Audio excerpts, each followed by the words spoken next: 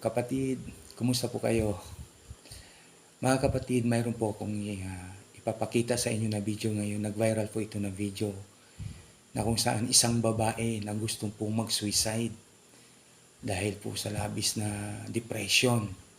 No, napakasakit po talaga itong depressed ka at ibang problema na hinaharap mo na hindi mo na kaya. Kaya akala niya ang solusyon sa problema niya ay magpakamatay, which is wrong. Kaya kapatid, panoorin po natin ito. Babae na ay mulayat diri sa kuan, palihog lang og kuan ani ni ma'am kay murag problemado na siya. Kay mulayat siya diri sa banga kay naidaghang tubig. Ha? Karon? Ano man?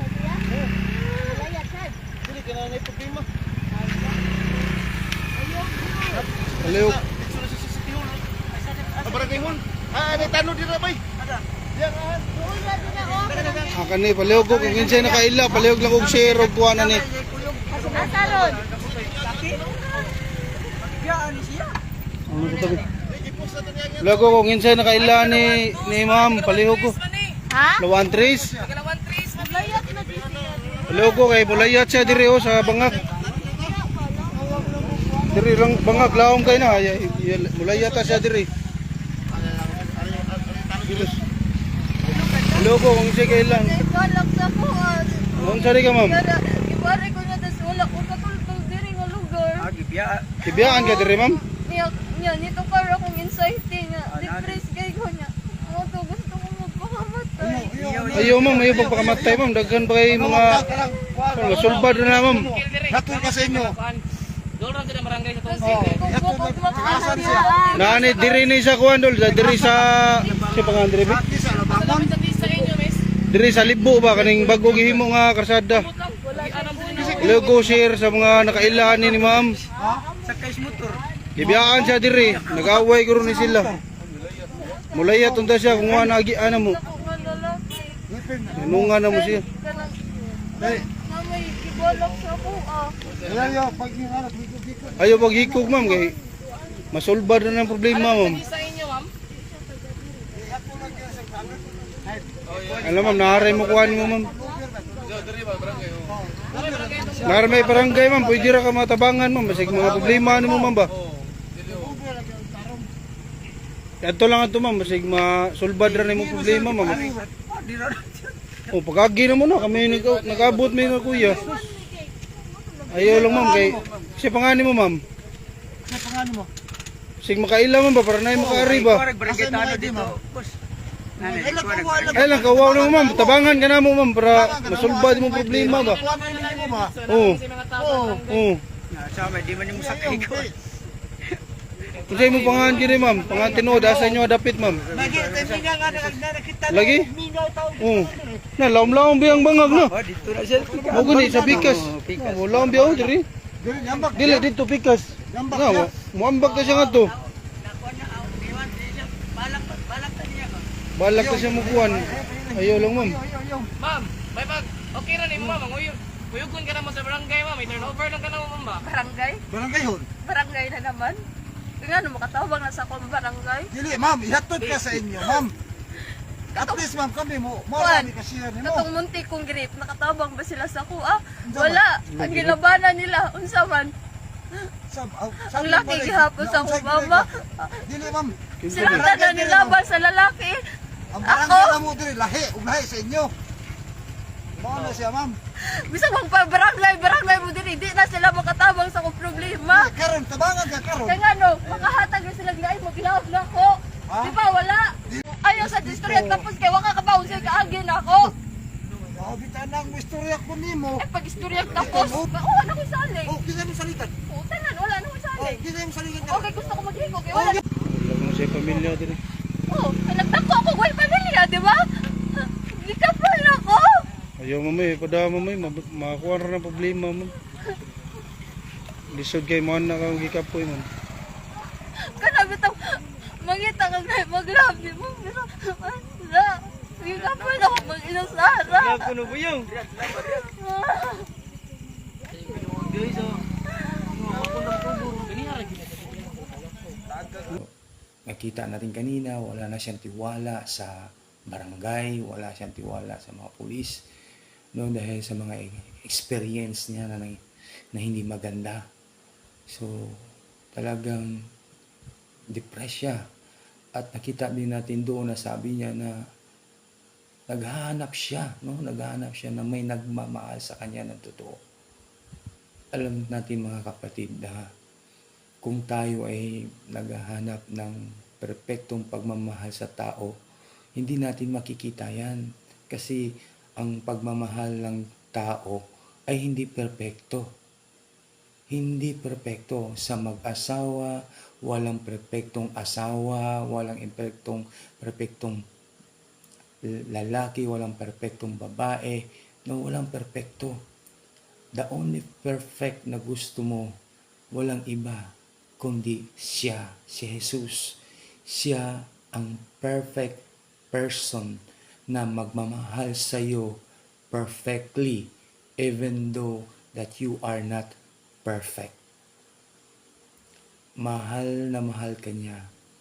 Sino ka man, saan ka man, kung napanood mo itong video na ito, nais ko lang sabihin sa iyo, walang perpektong tao na magmamahal sa iyo except the perfect God, Jesus, that He loves you so much.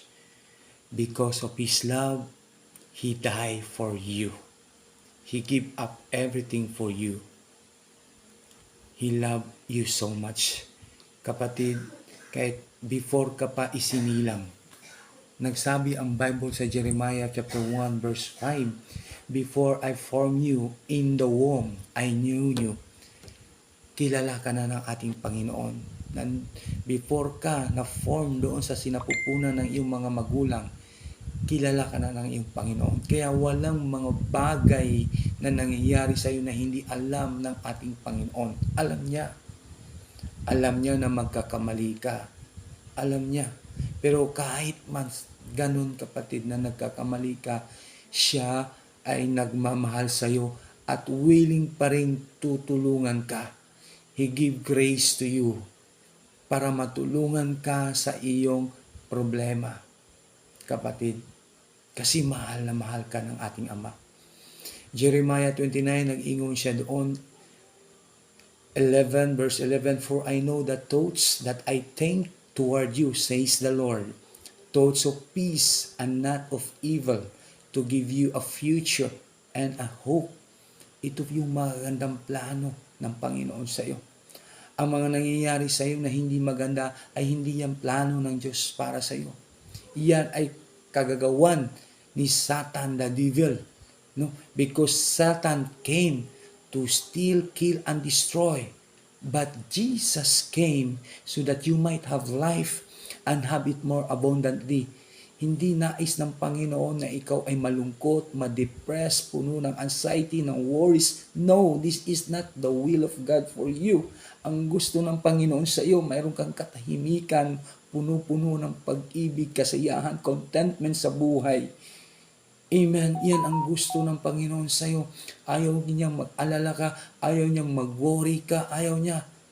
Kapatid, sabi ng Bible sa Luke chapter 12 verse 7, but the very hairs of your head are all numbered, so do not fear. Therefore, maskin ang iyong mga buhok, mga kapatid, bilang na bilang ng ating Panginoon, hindi natin kaya bilangin ang buhok natin. Kung gaano kadami ng problema mo, bilang na bilang ng Panginoon yan. Alam niya. Kaya the only cure for a lonely heart, lumapit ka sa Kanya. To be with Jesus. To be with Him. Talk to Jesus. Talk to His heart. Alam niya. Kasi mahal na mahal ka niya. Mahal na mahal ka niyang sobra. He demonstrate His love towards us that while we're still sinners, Christ died for us. Kahit sinong at anong klaseng tao ka, kahit ikaw pang pinakamakikilala sa buong mundo na masamang tao, still God choose to die for you because He loves you.